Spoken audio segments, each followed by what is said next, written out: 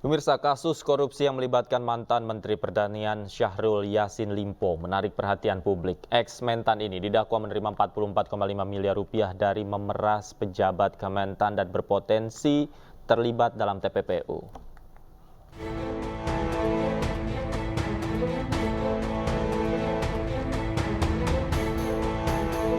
Kasus korupsi mantan Menteri Pertanian Syahrul Yassin Limpo sudah tercium KPK sejak awal tahun 2023. 14 Juni 2023, KPK umumkan membuka penyelidikan dugaan korupsi di Kementan. Kemudian terbitlah surat pemanggilan kedua pada 11 Oktober 2023, hingga akhirnya SYL dijemput paksa tanggal 12 Oktober 2023. KPK menyebut kasus korupsi yang menjerat mantan Menteri Pertanian Syahrul Yassin Limpo berpotensi meluas ke tindak pidana pencucian uang. Ex-mentan ini didakwa menerima 44,5 miliar rupiah dari memeras pejabat Kementan. Sebanyak 938,9 juta rupiah untuk keperluan istri, meliputi uang bulanan 25 hingga 30 juta rupiah. Sebanyak 3,33 miliar rupiah untuk keperluan pribadi seperti membeli parfum seharga 4 hingga 5 juta rupiah per botol, cicilan beli Alfard, cicilan kartu kredit. Selanjutnya 381,6 juta rupiah untuk kado undangan dan 992,2 juta rupiah lagi-lagi untuk keperluan keluarga, keperluan anak, ultah cucu, dan lain-lain. Lalu dalam persidangan juga disebutkan SYL pernah mengirimkan uang sebanyak 2 kali ke Partai Nasdem dengan total senilai 840 juta rupiah dan uang ini sudah dikembalikan ke KPK. Berikutnya sebesar 3,03 miliar rupiah untuk charter pesawat dan 3,52 miliar rupiah untuk bantuan bencana alam dan sembako. Selanjutnya sebesar 1,87 miliar rupiah untuk umroh dan sebesar 16,68 miliar rupiah untuk acara keagamaan, operasional menteri dan pengeluaran lain. Kemudian 6,91 miliar rupiah untuk keperluan ke luar negeri, sebesar 1,65 miliar rupiah untuk biaya kurban, dan yang terakhir sebesar 974,8 juta rupiah untuk lain-lain. Dalam sidang yang digelar di Pengadilan Tipikor, SYL didakwa melakukan pemerasan hingga 44 miliar rupiah. SYL juga menerima gratifikasi sejumlah 40 miliar rupiah selama periode 2022 hingga 2023. Dari Jakarta, tim liputan iNews melaporkan. Dan untuk membahas informasi selengkapnya kami telah terhubung dengan pakar tindak pidana pencucian uang Mbak Yenti Garnasi. Selamat sore, Mbak Yenti, apa kabar? Selamat sore Mas Raffi, kabar baik Alhamdulillah. Baik ya, Mbak Yenti, kalau kita lihat begitu banyaknya ya pengeluaran yang dibebankan kepada Kementerian Pertanian ketika SYL menjabat, Anda melihat aliran dananya, polanya seperti apa Mbak Yenti? Ya ini aliran dananya jelas ya, jadi kita nggak usah ragu-ragu lah, don't hesitate ya untuk KPK itu pasti sudah ada tindak pidana pencucian uangnya. Sudah pasti, apalagi ini kan kejadiannya kalau nggak salah mulai pertama kali itu ada di 2020, 2019 kan dilantik, kemudian 2020 awal itu sudah ada penerimaan bahkan akhir 2019 itu sudah mulai ada pemerasan, pengepulan dan sebagainya yang pada akhirnya kita tahu 44,5 miliar.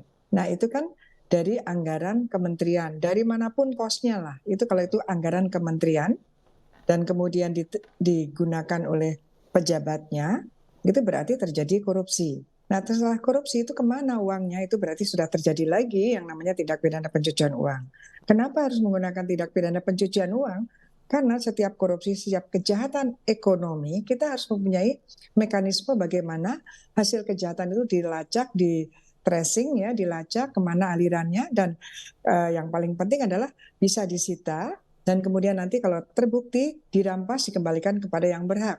Kalau korupsi berarti yang berhak adalah negara, karena itu adalah uang anggaran negara yang harusnya di Kementerian Pertanian dan pada akhirnya harusnya kan bergulir untuk kesejahteraan masyarakat melalui fungsi-fungsi dari Kementerian Pertanian. Ini sangat menyedihkan sekali ya, kementerian-kementerian sangat pokok kan yang berbicara tentang pangan, berbicara tentang pertanian pangan dan pengadaan pangan dan sebagainya, pupuk dan sebagainya, kok justru malah ada 44, sekiannya dinikmati oleh pejabat tertentu dan kemudian digunakan untuk kepentingan-kepentingan pribadi. Jadi kepentingan pribadi inilah yang namanya TPPU. Dan dalam TPPU dikatakan ketika ada hasil korupsi kemudian mengalir sudah terima dari gratifikasi tadi, menerima dari hasil pemerasan tadi, kemudian dialirkan, maka terjadi TPPU. Dan TPPU aktif, yaitu ya orang yang mengalirkan kepada orang yang menerima.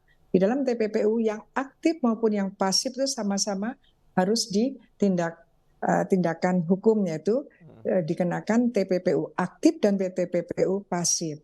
TPPU pasif itu bisa jadi orang terdekat memang gitu ya. Dan tidak boleh merasa ini kok keluarga kasihan, tidak. Karena apa?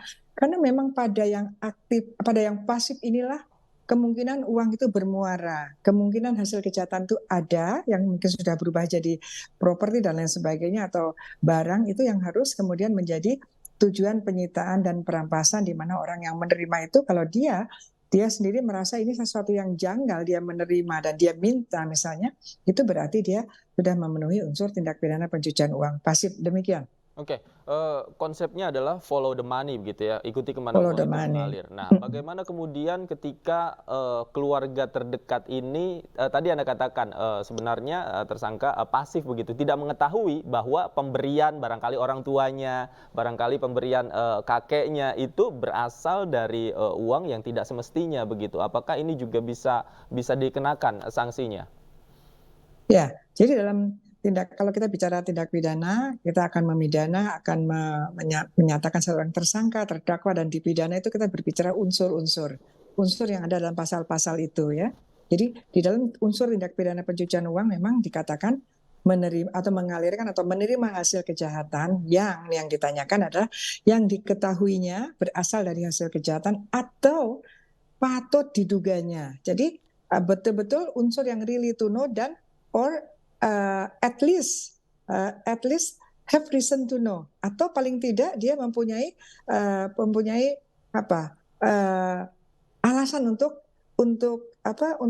mengetahui, alasan untuk menduga bahwa ini tidak wajar. Itu kena sebetulnya. Kalau saya lihat tadi yang disampaikan, misalnya dari media juga untuk pembayaran ya, bahkan ada yang pembayaran katanya uang GoFood ya 3 juta per hari, kemudian ada mereimburse sunatan dan sebagainya, dan kemudian yang membayarkan adalah orang dari kementerian. Itu kan pasti sudah semua orang juga tahu, bahkan sumpahnya dulu kan juga tahu tidak akan menyalahgunakan jabatannya untuk kepentingan pribadinya. Ya itu pasti patut menduga lah paling tidak, karena yang dibelikan kan juga bukan yang murah-murah sekali. Itu sesuatu yang misalnya sehari 3 juta itu kan tidak biasa lah itu, apalagi dibebankan kepada kementerian, dan itu tidak mungkin itu masuk kepada dana operasional, tidak mungkin ada seperti itu gitu.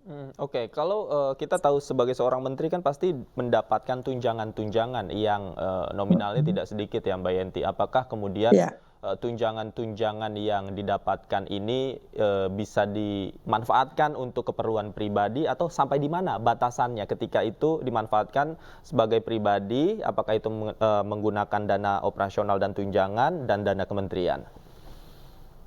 Sebetulnya untuk penyidik sekarang KPK sudah mudah ya untuk menjawab seperti ini kalau penegak hukum ya, karena dana tunjangan kan jelas tunjangan apa, tunjangan operasional itu apa, tunjangan misalnya tunjangan kunker atau apa kan jelas ya, kunjungan kerja dan sebagainya. Tetapi kan ini sudah jelas bahwa ada pengumpulan dengan apa ya, dengan pemerasan tadi karena kalau eselon satunya sekjen, kalau nggak salah sekjen melalui stafsusnya, jadi menteri melalui stafsusnya memerintahkan para sekjen sekjen dan para dirjen untuk mengumpulkan sejumlah uang dan kemudian disetorkan kepada menteri, kan gitu. Itu pasti bukan tunjangan. Itu pasti kejahatan, itu pasti korupsi. Karena apakah itu menyalahgunakan kewenangannya, apakah dia juga memeras misalnya ya, karena dirjen-dirjen yang mengumpulkan itu turun ke direktur misalnya, itu kan dalam posisi yang situasi yang mungkin tidak memungkinkan untuk menolak gitu ya, kami takut ya, karena kalau tidak memenuhi barangkali nanti digeser dan sebagainya, itu yang sedang didalami oleh KPK, sehingga motifnya jelas bahwa untuk mendapatkan dengan motifnya sangat jelas, dengan jabatan yang ada pada dirinya disalahgunakan untuk kemudian bagaimana caranya menteri ini mendapatkan uang di luar yang tadi disebutkan, di luar gaji, di luar tunjangan, dan di luar dana-dana operasional yang memang legal untuk menteri. Ini semua di luar yang legal. Nah, inilah yang dikatakan, dan itu tidak langsung kan, ini kenapa ada seperti ini kemudian dialirkan untuk apa tadi? Untuk private jet, saya nggak tahu ya, private jet itu apakah memang dipakai, apakah itu dalam rangka kunjungan kerja atau bukan, ya, dan itu dana yang dari mana. Tetapi yang lain-lain itu sudah sangat jelas ya, bahwa itu untuk kepentingan pribadi, dan caranya pun udah jelas, itu dari tindak pidana korupsi, apakah pasal gratifikasi ataukah pasalnya pasal pemerasan yang dilakukan oleh seorang pejabat kepada bawahannya. Tinggal nanti kita melihat siapa saja sih, kan tidak mungkin sendiri, ini juga kan tersangkanya kan tiga. Mungkin nanti akan bertambah lagi, karena kan apakah tersangka korupsinya ini baru korupsi kan. Nah, dari mereka itu apakah mereka menerima dan mereka juga mengalirkan ke keluarganya, nanti ada TPPU-nya, ataukah siapapun misalnya sekjennya atau dirjennya yang mengumpulkan, apakah dikasihkan semua ataukah dia juga dapat. Itu harus tidak tebang pilih, harus semuanya kena, termasuk juga yang memerintahkan lewat siapa, itu kan harus juga kena, karena bagaimanapun juga tidak mungkin seorang menteri ini sendiri gitu ya melakukan itu gitu ya, atau bertiga ini. Oke, termasuk mungkin jika yang bersangkutan ini katakanlah membuka usaha atau menjalani suatu jenis bisnis dari uang tersebut, itu bisa juga ya diungkap dan masuk dalam TPPU nggak, Mbak Yanti? Iya, betul. Jadi banyak gitu, kebanyakan juga gitu dimasukkan bisnis gitu, dimasukkan bisnis supaya tidak nampak kan. Justru dulu awal-awalnya kan seperti itu ya, awal-awalnya TPPU TPPU merasa dunia memerlukan TPPU karena dulu ada kejahatan-kejahatan dari perdagangan ilegal narkotika dan psikotropika yang kemudian hasil kejahatannya itu dimasukkan ke bisnis laundry, sehingga muncullah money laundering gitu ya. Jadi untuk mengkamuflase bahwa dia tiba-tiba kaya raya, dia tiba-tiba mampu membeli ini itu, dia tiba-tiba ada anggaran yang bisa untuk tadi sewa Alphard, dan kemudian menurut media juga ya, Alphardnya itu ternyata Alphard yang ada di Makassar gitu kan. Itu kan nggak ada posnya sebetulnya kan, tiba-tiba ada. Nah, untuk itu bisa juga ada sebagian itu dimasukkan ke bisnis, dan nanti kita lihat masukkannya kapan, dan itu nanti kemungkinan untuk cara menjawab ya, untuk mengelak bahwa uang itu bukan dari kementerian tetapi dari hasil bisnis kan gitu. Nanti kita semua kan kita bisa lihat semuanya, dan udah jelas lah ya, ini sudah jelas. Tinggal sekarang kalau perbuatannya korupsi dan TPPU-nya, peristiwanya sudah terjadi, ada ya, tinggal nanti penyidik itu bisa tidak menentukan siapa tersangkanya, termasuk tersangka TPPU. Tapi memang TPPU itu kan ada aktif dan pasif, dan biasanya memang yang menampung uang hasil kejahatan itu biasanya, atau yang dialiri itu adalah orang-orang terdekat termasuk keluarga. Jadi Indonesia banyak sekali kejadian seperti itu, tapi jarang sekali diterapkan.